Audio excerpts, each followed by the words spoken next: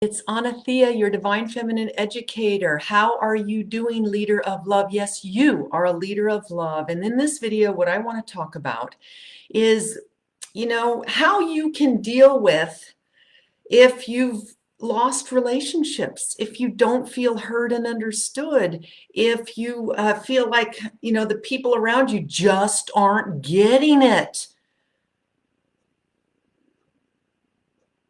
I want to talk about your reality and what you've created around you if you're feeling disconnected, if you're feeling misunderstood.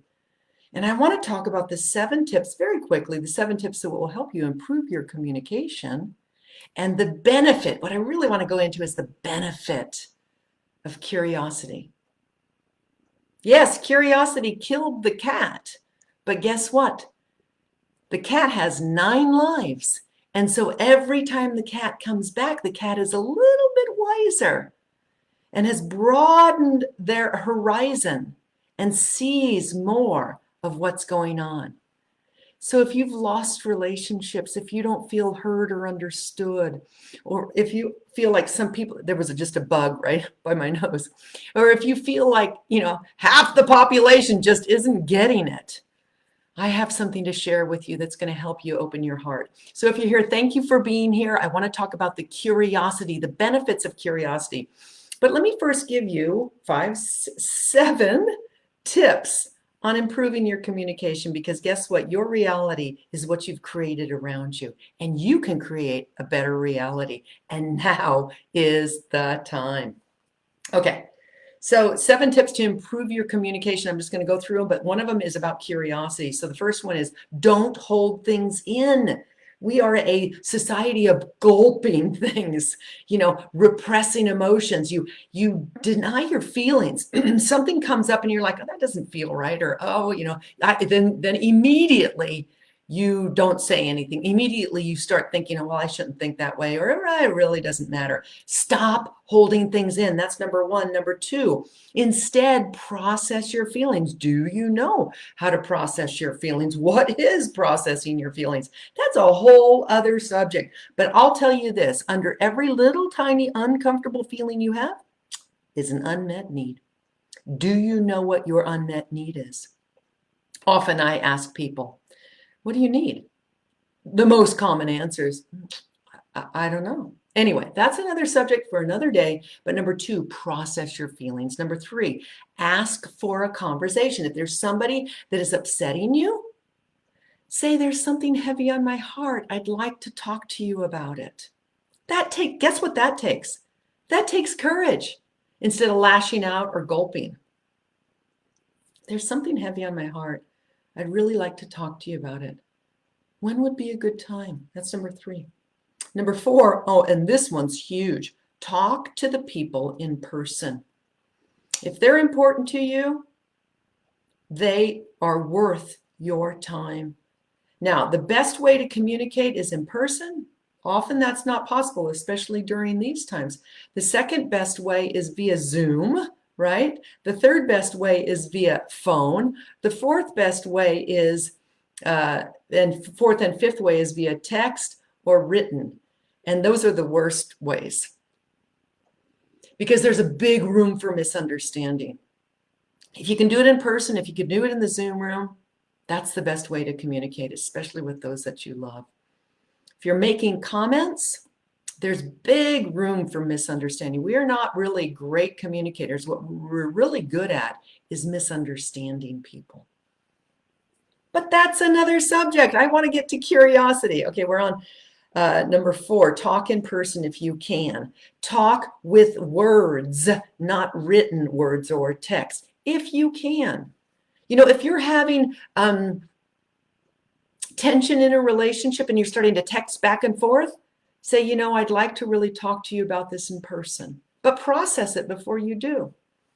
These are huge things to really do to communicate. Otherwise, everything goes down into a rabbit hole. Okay, where am I at? Talk in person. Number 5, go beyond blame. Go beyond black and white thinking. Stay open. This is the one I want to talk about. And be curious. I'm going to go into more detail on that. Number 6, when you speak to the person, speak to what you want. Don't speak to what you don't want. Don't speak to proving a point. Speak to a better and newer future. That's another subject. Each one of these has, I could go off on tangents, but I want to get to curiosity today. Number 7, I'm getting busted right now. Number 7, slow down. You know, the divine feminine point of view is, especially around communication, is less is more. Less is more. So when you communicate, good communication doesn't require a lot of words. And also balance talking with listening, holding space, opening, showing presence, being present. All right, so let me review those really quickly. Don't hold things in, process your emotions, ask to talk, have an actual dedicated time conversation, talk in person if you can, or via Zoom room, right? Go beyond blame, stay open, be curious. Number 6, speak to what you want. When you have that conversation, speak to what you want. Don't speak to what you don't want. And number 7, slow down. All right, let me go back to number 5. I really want to talk to this idea of curiosity, the power of curiosity and the benefits of curiosity. And it's so funny, I see it, and I don't jump into these places inside Facebook that are destructive, but I've seen it. What purpose does it serve? And I've seen it with people, and I see it in conversations. People are too busy trying to prove their point. And what we need more than ever is curiosity. All right, so what are the benefits of curiosity? Curiosity sheds light where there is darkness.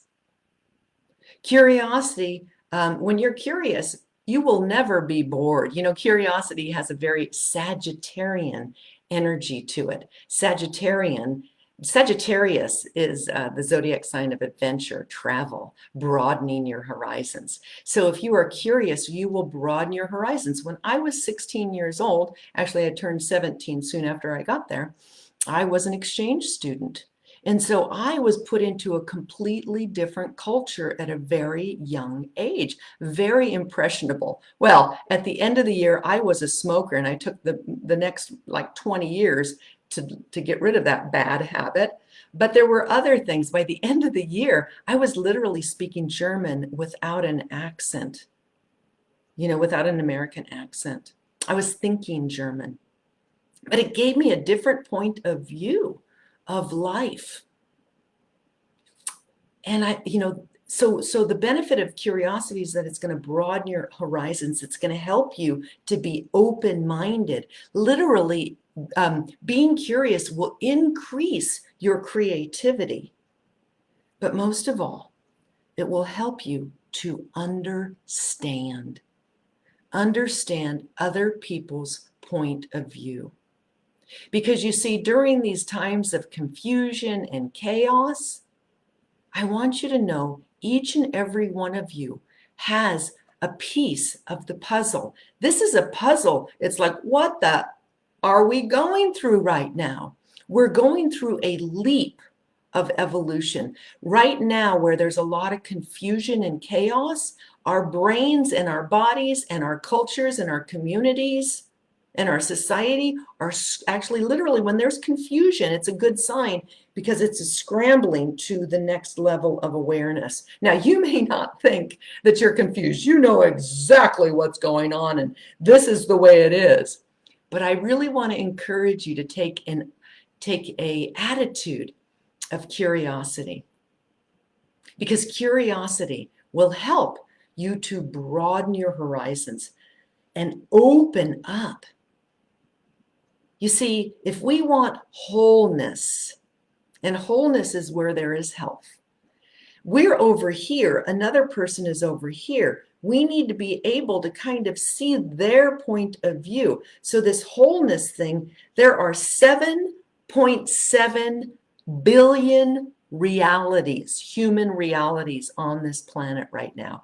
And each one of us are seeing something from a certain point of view. Now, I'm seeing here, and I can see everything from this reality. But I have no idea what's back there. Now, I am familiar. I have a bunch of books back there. I have Breathe back there. But now I have all of a sudden a completely different vantage point. The rising sign, love and destiny, cards of destiny, your secret self. I have a whole other reality that I'm seeing just by turning a little bit. Oh, now I'm seeing, wow, I'm seeing a beautiful pine tree. I'm seeing the blue sky. I'm seeing my plants in the windowsill. Wow. So this whole beautiful reality, to see the whole picture, we need each other. We need each other's points of view. So the thing about it is to cultivate curiosity. And I'm telling you, another benefit of curiosity is it will save your health. When you're steadfast on a point of view, now you can be steadfast on a point of view. That's okay. But it's important, no matter what point of view that you have, that you stay open and aware of other points of view. Because if you don't and you clamp down on a certain point of view, my way or the highway, it hurts you. It hurts your health. It increases your blood pressure. So it's okay to have a point of view. It's important also to be open to other points of view, because then you can take your point of view and be like, oh, okay, well, that's an interesting point of view. So if you have one point of view, it's important to listen to somebody else's point of view. You don't have to agree with them, but let me tell you, it will help you to open your mind and gain a greater perspective of what's actually happening right now. So be open. So how do we create curiosity? You know, one thing about curiosity is that people are typically only curious about what they're interested in. So I'm curious about yoga. I'm curious about communication, open-hearted communication. I'm curious about, let's see, what else am I curious about? Well, yoga. I'm curious about yoga. I'm curious about my body. I'm curious about how I can get out of my head and be in my body. I'm curious about feeling good in my body. I'm curious about aliveness. How can I feel more alive? These are the things that I'm curious about. I'm curious about, you know, I'm Scorpio rising, so I'm really curious about aliveness. How do I stay young and age gracefully? These are the things that I'm curious about. My honey man is not curious about those things at all. Have you ever been curious why you attract people that are completely opposite to you? There's something magical about that. He is not he's not curious about aliveness. He probably doesn't even really know about aliveness. He's more curious about maybe intellectual pursuits, or he's curious about how a car runs, or he's curious about whether the oil in my car needs to be changed or not. I told him that I've become more of a man by being with him. I've learned some really powerful skills by being with him. He's given me a different point of view on life. Some of it I don't even agree with, but it's okay. And some of it upsets me, but it's okay. He has broadened my horizons. Every relationship that I've actually been in has broadened my horizons because they've given me a different point of view. So being curious, seeing another person's point of view will give you important information. If you're not curious, it prevents you from getting important information. And that's what we need right now. So, to cultivate curiosity, become interested in the people around you. in your home, out in the world, in the workplace. You know, I want to really be curious about the people that I am with in the grocery store. I want to be curious about the person that is ringing up my groceries and how they're doing, how they're holding up. That's what I want to be curious about. That's what I want to be curious about lately. Explore things that you don't care about. I know how to, well, I don't know if I know how to change my oil, but I know how to check my oil. I don't even like doing it, but I'm curious, and I'm curious. I'm really take the time, energy, and effort to be curious about my man's point of view, especially when there's conflict, or especially when there's differences of opinions. That's the best time to be curious. And then the other thing to cultivate curiosity is to inform yourself from different points of view. So don't just ask a hootie guru. If you're a hootie guru person, don't just ask another hootie guru person. Ask a hootie guru person. Ask a highly religious person. Ask a conservative person. Ask a rich person, a poor person, a black person, a white person, a Mexican person. Ask a blue collar worker. Ask a white collar worker. Ask someone from the mainstream. Ask someone that's under the radar. Get their points of view. You know, curiosity killed the cat, right? But remember, the cat had 9 lives. And so when the cat came back, the cat was ever wiser and had a broader point of view. And so in that curiosity and in that death, what the cat let go of was old belief systems that weren't serving the cat. So cats are very wise. You don't see cats rushing around. They're taking it easy. It's that feline, feminine energy of chilling. Get curious. If you're struggling in your relationships, get curious instead of angry. Find out what the other person is up to, what they're really doing, and understand. Cultivate more understanding. All right, in this live, I've put a link to an article that I wrote. It's step number 5, curious, but this is the video on curious. But there's 7 tips that I gave on how to improve your communication. Practice them. Make the people that you love your practice partners. And let's end this isolation, this misunderstanding, and this disconnect. And let's create more harmony and love. You are a leader of love, and I know you can do it. All right, thanks for being here. If you enjoyed this video, please share it. Namaste.